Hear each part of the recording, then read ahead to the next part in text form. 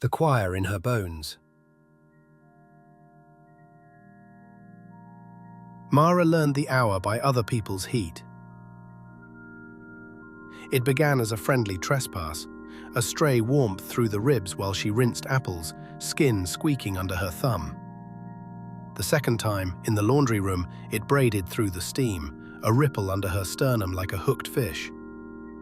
After the third, there was no mistaking it, a pulse that did not belong to her, the sudden bright vertigo of a body accelerating towards sweetness. The heat obeyed no clock, only the private calendars of 5 grown children who, in their different habits, lifted their faces to desire without knowing their mother's lungs answered each tilt. Years earlier, she would have told Daniel. He would have laughed the fear smaller and drawn up a practical list, the way he did before Saturday trips or surgeries. But the ground had taken him cleanly, an aneurysm's unceremonious bloom, and left his name carved in stone where thistles knuckled through dirt. The house went on speaking in his absence. The radiators ticked. The porch coughed when snow slid from the roof. What changed was the way the rooms held Mara's breath. It had nowhere to go but back into her. Her children's bodies had learned their scales from hers. Now, when those bodies tuned themselves for duets and brief concerts in borrowed rooms, a bell hidden inside her throat began to toll. The connection knew only a single law. She felt everything sharply and at once when sensation rose toward its bright edge. Not the pictures, not the words, only the weather. Heat. Pressure. The body's tightening, then that narrowing tunnel of attention where the world becomes 2 breaths and a listening. The shame was not that they wanted. The shame was that she did not. Or worse, that she did, and that her wanting had been moved to other people's cheeks and tongues and nameless soft places.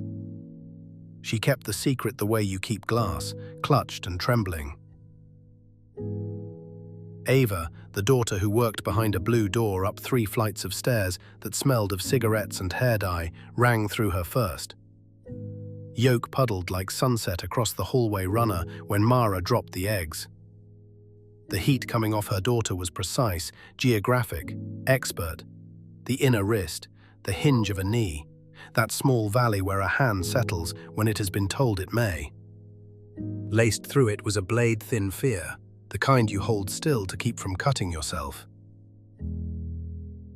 Noah, her first son, who collected strangers the way others collect ticket stubs, arrived like summer sirens, a clamor that drowned caution and left behind when the clanging ended, the small blue ache of wanting to be chosen.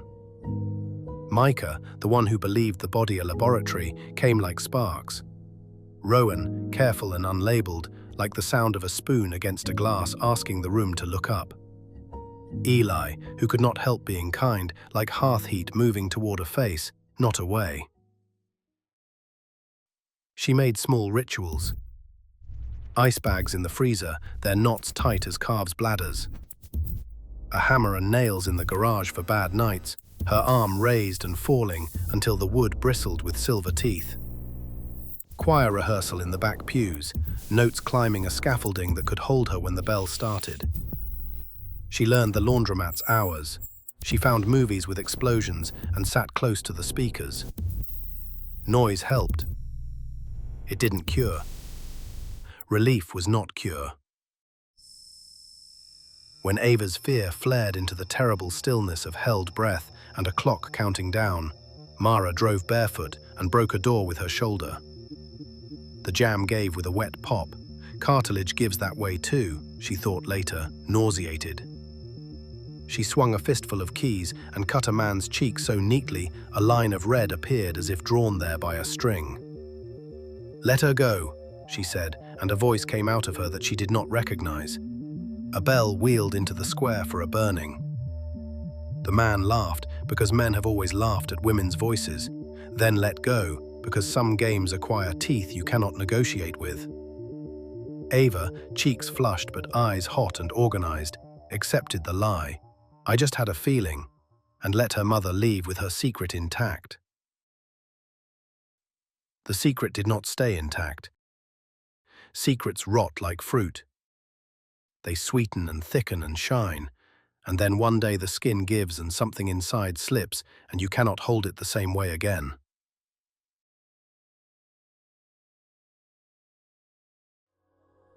It was the little things that loosened her.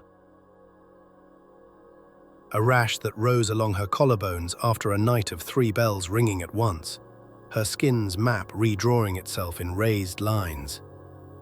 The way cold water tasted like metal for days afterward, as if the bells had rung against her tongue. How the freezer's bulb became the only light she wanted. How she slept better on the narrow rug between the sink and the stove than in her bed. She began to mix up people in line at the grocery store, calling a woman sweetheart who flinched away, mistaking a stranger's hand for Daniel's once and wanting to amputate the feeling with a kitchen knife. She tried to give it rules. She wrote them on an index card she kept in the silverware drawer. It happens only when they feel pleasures rise. It ends when they end. If I cause pain to myself, I can sometimes hear myself again. It is theirs. It is not mine. But nights kept arriving with small arguments. What counted as rise? A remembered kiss? A dream? A song that pulled at the gut like a hook? On a Tuesday, waiting for her oil change in a grey room that smelled of rubber and burnt coffee, a bell tugged softly. Eli, she thought, shy and steady, and then another. Ava, quick as blue flame, and then a third. Micah, curious, leaning forward. She dropped her paper cup. Coffee bloomed like a stain on the carpet tiles. The man behind the counter asked something she could not hear over the ringing. She walked out to the parking lot and sat on the curb and counted the far-off sounds. Trucks. An airplane. The world. Her pulse. The bell. The bell. The bell. She did not tell anyone. She stopped picking up when her sister called. She ignored the priest at the farmer's market when he reached for her elbow and said her name. She established a perimeter of silence around herself and patrolled it like a soldier. Silence made the bells louder. She turned the radio on and let a talk show host shout about headwinds and GDP until even his breath between sentences sounded like somebody standing behind her. When the grocery store collapse happened, basket slipping, can rolling under a rack, the cashier's hand hovering as if to pet a cornered dog, she laughed too sharply and called it dizziness aloud, and called it something else in the parking lot. Contamination. Pity on a stranger's face felt like oil spilled on her, a sheen that would never dry. That night she had a dream. Daniel sat at the foot of the bed, his shape precise as a photo. He held a bell rope in his hands and said nothing. He did not need to. She woke with the certainty that something had changed in her while she slept, the way bread becomes other bread if you leave it long enough with a small living thing.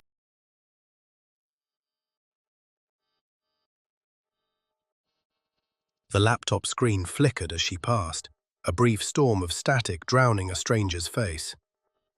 For a heartbeat, she saw her own reflection in the black glass, a woman made of interference. The air hummed faintly, as if metal remembered heat. Then the image steadied, and she mistook stillness for control. Her first mistake was small, the kind that hides itself in usefulness. She opened the laptop, made a new account, and reported all the men on Noah's profile as fraudulent.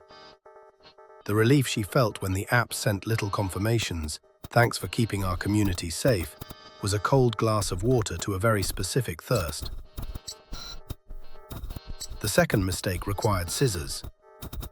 She found the modem, unplugged it, and snipped the Ethernet cord because cutting felt better than neatly unplugging. The house went feral without the small hum of connection. She slept well that night, the first night in months. At 3 in the morning, the bell woke her anyway. Ava's, distant but clear. The cut cord hung in the kitchen like a limp vine. She taped it together badly, and when it didn't work, she cried like a person staring through a pane of glass at a party they were not invited to.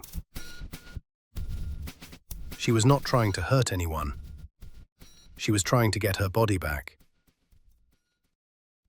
You cannot tell the body a story about intention. It only hears what the nerves say.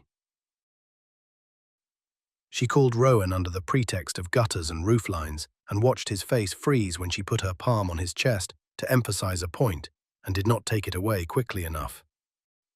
On a visit she hadn't announced, her excuse a container of soup he didn't want, she threw out a jar of condoms she found by his bed, as if rubber could conduct electricity. She told Eli, lightly, under lemon and too much salad, that his woman's wrists looked fragile. The woman left early, a blue flower peeking out from under her cuff like an eye closing. When the bells rang, her body no longer contented itself with ringing. It began to move toward the door. She told herself, "I am keeping them safe," and the sentence became a black dress that fit too well. She changed the locks on her own house because at 4 a.m. she woke convinced Noah was trying a key in her door. She cancelled Ava's phone plan, crying on hold to a woman in a call center in a far country, until the woman, who had no reason to be kind, said, "Are you sure?" And Mara said yes, and then hung up and drove barefoot again, because the bell had started without asking. "It's fine," Ava said at the top of the stairs, arms crossed because if you cross your arms, no one can put anything there. "It's fine, Mum." "It's fine. You have to stop this.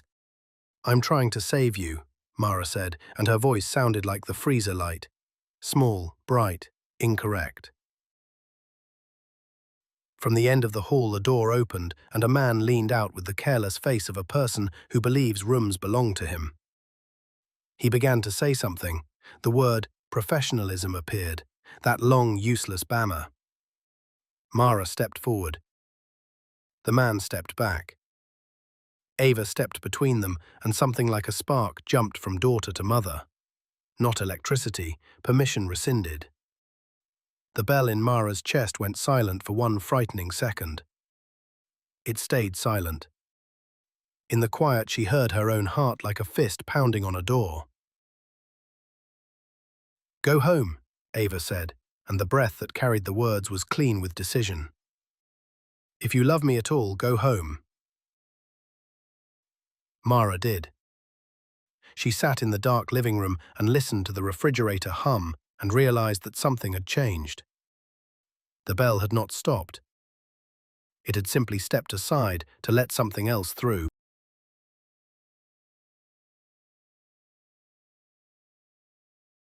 The messages began the next day. "Mom, did you text me a blank message? Like 50 times. Please stop messing with my accounts. I know it's you. Lose my number for a week. I'm serious. Who told Ava's landlord about the fire code violations? I can't get into my bank."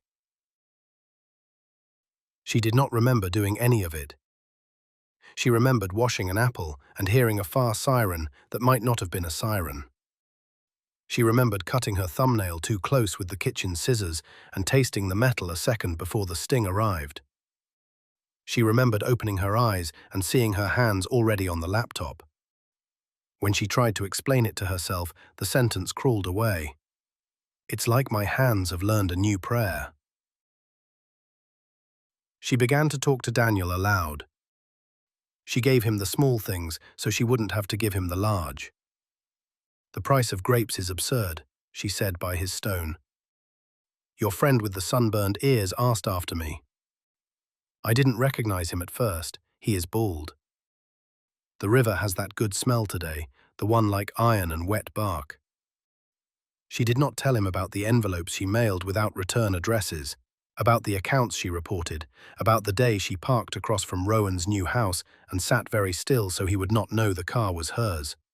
about the guilt that tasted like copper on her tongue. She did not tell him about waking in the hallway and standing very close to the door, certain someone was standing very close on the other side. At night she dreamed variations on a single image, a rope in her hands, a bell somewhere high, and her pulling. Sometimes the bell was in a church. Sometimes it was stitched under her skin. Sometimes the bell was small and bright and nested like a bird inside 5 other bells, and when she pulled once the entire set tolled in thick harmony. She woke with the feeling of a city answering at once.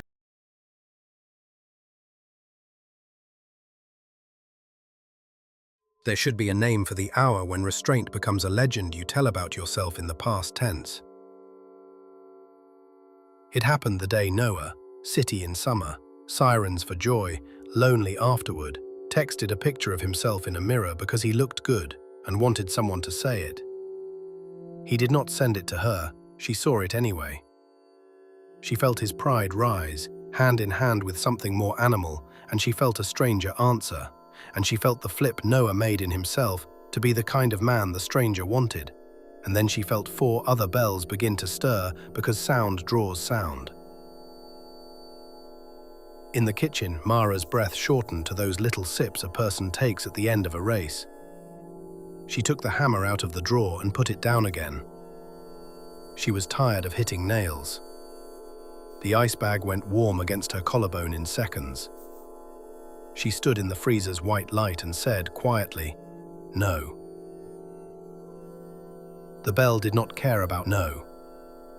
The bells had learned yes without asking her. She didn't remember bringing the pliers from the garage, only the quiet certainty that the hum behind the wall needed to stop.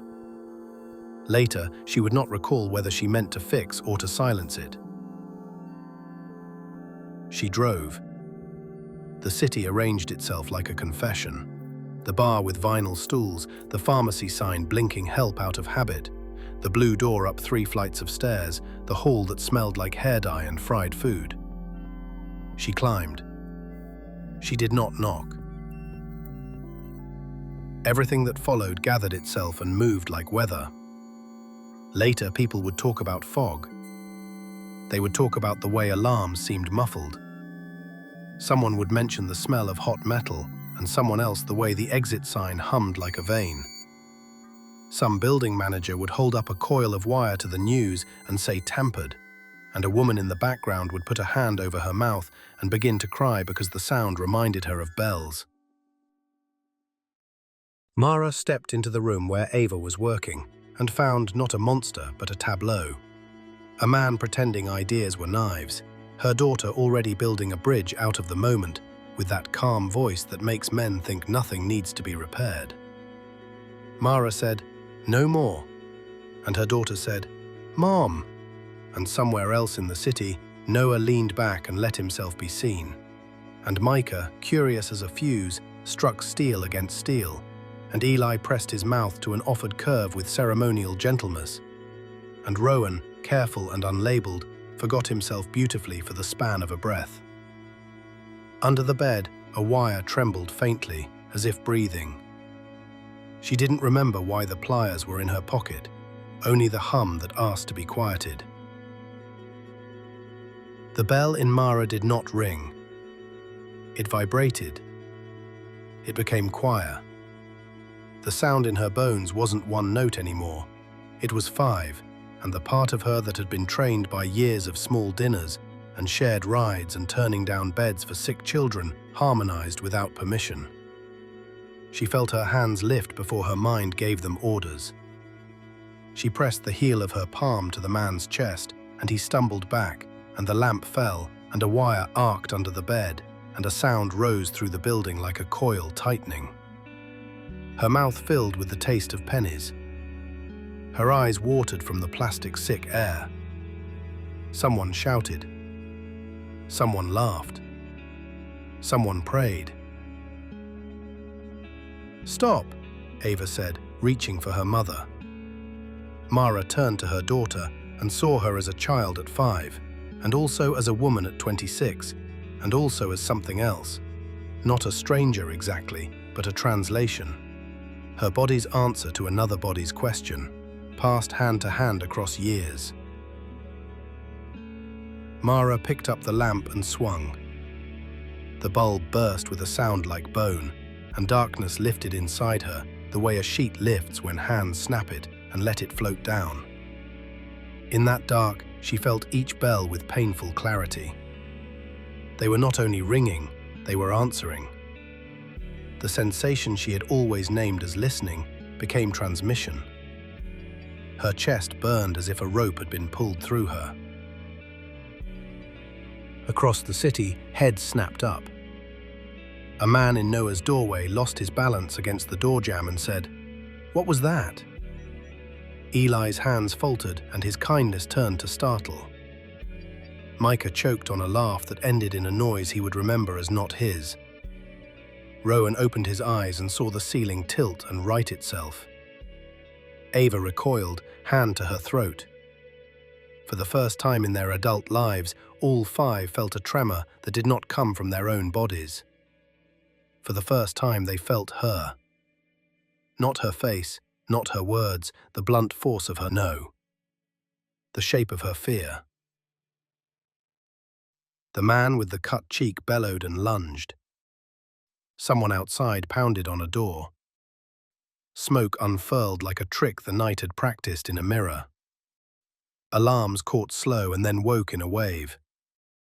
The hall filled and emptied and filled again with partial people, each carrying a slice of life like a plate balanced carelessly.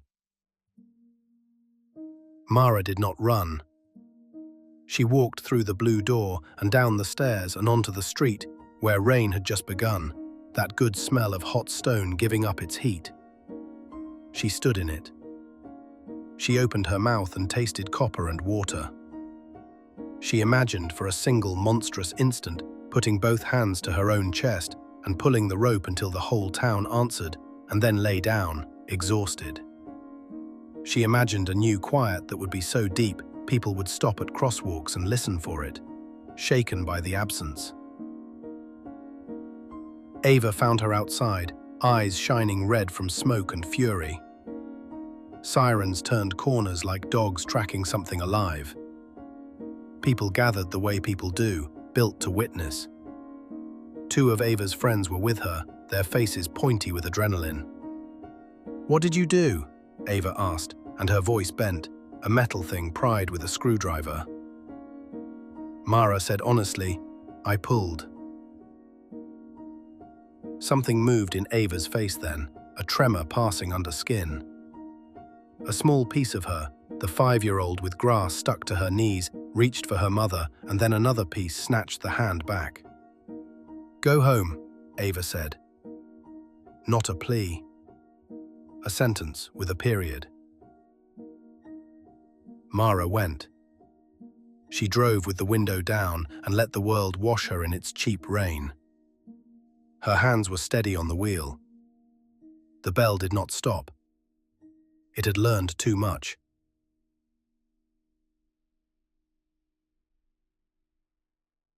The days after were the kind of days that are mostly normal if you look at them from across the room.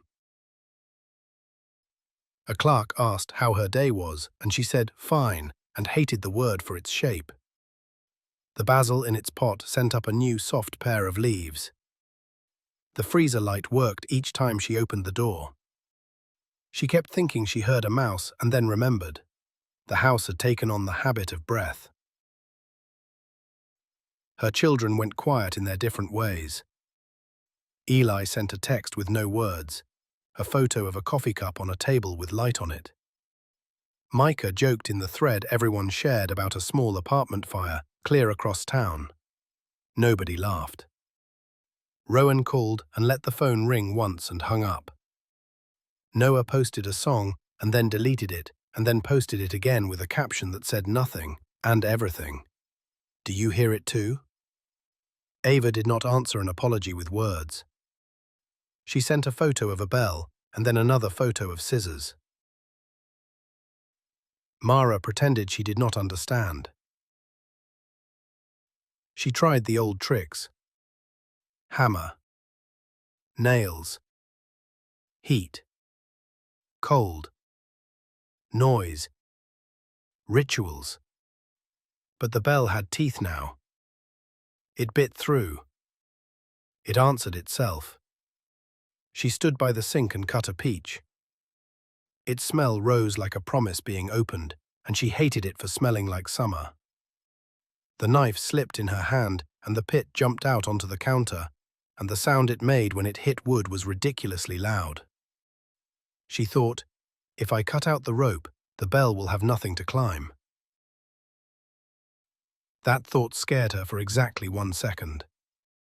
Then the scare went out like a candle pinched between fingers. She stood very still and waited for the scare to come back. It didn't. That was the horror more than the ringing. The body's obedience when the mind stops giving orders and something else, vast and small and fast and old, steps into the cockpit.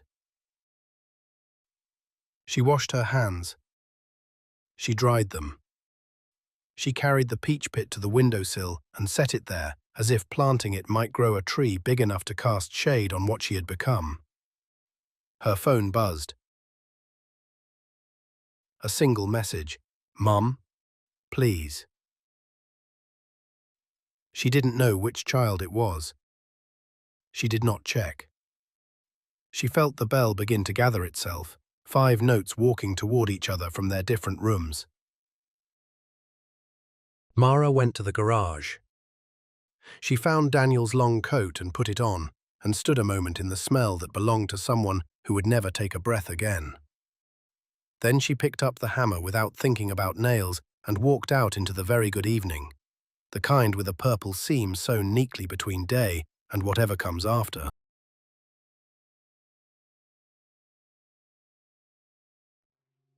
The church was unlocked. It always was. She stepped into the cool nave, and the notes of old incense touched her as lightly as dust. Far above, not bell but rope.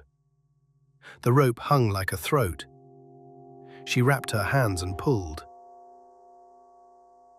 The first toll climbed the air and spread over roofs, across the river, down the sloped backs of houses, into alleys and kitchens, and rooms where hands were already working and mouths already opening.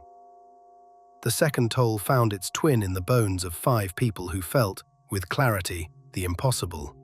Their mother's body inside their own. Not the picture, not the voice, but the command.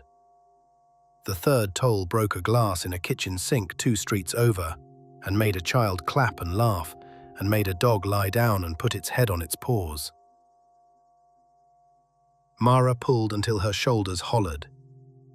She pulled until the rope burned lines into her palms that would take years to smooth.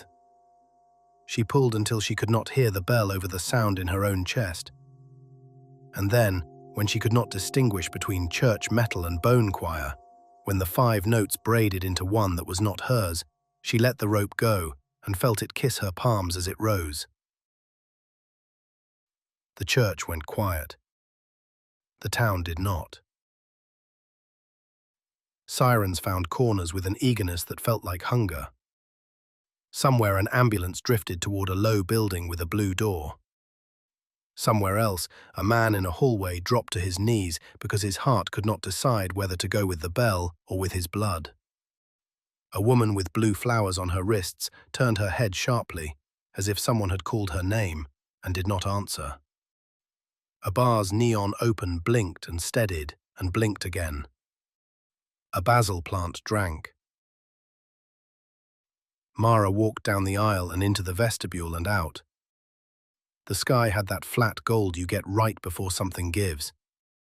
She stood on the steps and waited for the rope in her to still. It did not. She understood then that there was no switch on a high wall. There was only weather. There was only the kind of tide that keeps its appointment regardless of prayer. Footsteps behind her. She turned, expecting police or priest, expecting Ava with her scissors, or Noah with his bright, brittle joy-made knife. It was Eli, breathless, eyes blown wide with the knowledge she had inexpertly pushed into him. "Mom," he said, and it wasn't a greeting. It was a diagnosis. "I'm here," she said, and meant it more literally than she ever had. "What did you do?" he asked, though he knew. He had felt her hand on the rope, not in this building, but in the small room where he was trying to build a future with someone whose wrists made him believe other futures were possible. He had felt, like a sickness or a sacrament, the way she had reached into him with something not designed to go that direction. Mara could have said "I'm sorry," and almost did. The words cued themselves behind her teeth, each small as a bead. She could have threaded them. Instead, she heard her own voice say what she had said at the blue door, what she had told the rope, what she had told the peach pit and the freezer light and Daniel's stone. No more. Eli's face changed in 3 motions, like weather passing over water. Love. Anger. A portion of fear. Behind him, others came. Rowan, careful. Micah, curious because pain is still data. Noah, blazing. Ava, a blade. They stopped at a distance that was not planned, but agreed upon by some part of each that refused to get closer to the bell. "Mum," Ava said. She did not say please. She did not say stop. She lifted her hand as if to cut rope. Mara laughed softly because there was nothing left to cut. She lifted her own hands and pressed her palms, burned and rope-bitten, to her chest, as if to hold the bell in place through sheer pressure. "I can't give it back," she said. The sentence sounded like a confession and an achievement. "I thought I could cut the wire and the house would go quiet, but the wire grew in me." "You could have told us," Noah said, but his voice had no room for anger now. It had room only for the dull astonishment that the person who fed you soup had teeth. "You couldn't feel it," she said. "You didn't know there was a bell." She felt tenderness then so violent she almost staggered. "Now you know." Sirens came closer. The church cast a shadow that reached the hem of her coat. She understood that a life had a point at which it tipped forward and rolled, and she was standing at that point with her children watching, and she could either hold herself upright for them, or let go and see where gravity wanted her. She chose neither. She stood very still and listened to the town answer its own noise, and heard under it, small, steady, boring, the thing she had ignored most, her heartbeat. It was not louder than the bell. It was not braver or more moral. It was simply patient. It kept time the way seasons do, unafraid of their own ending. Mara lowered her hands. She stepped down one step and then another, into the crowd her bell had called. She passed her children, each flinching in a way that would keep therapists busy for years, and she did not touch them because touch had turned into a wire, and she would not pull it again. On the sidewalk, in the thin rain, she paused and said her name. Not loudly, not like a spell, like an inventory item. The bell rang through her like weather. The choir in her bones did what choirs do when the conductor drops his hands. It continued for a last long note and then resolved into air. Sirens turned a corner. Somewhere, bells answered. Somewhere, someone opened a window and breathed the ordinary wet air and said, to no one, "Do you hear that?" And all over the city, in 5 separate rooms, 5 separate hearts learned something terrible and tender at once. That horror can be a kind of love, and love a kind of horror, and that sometimes the only difference is who has their hand on the rope. They felt it as a bruise and a truth. They felt her.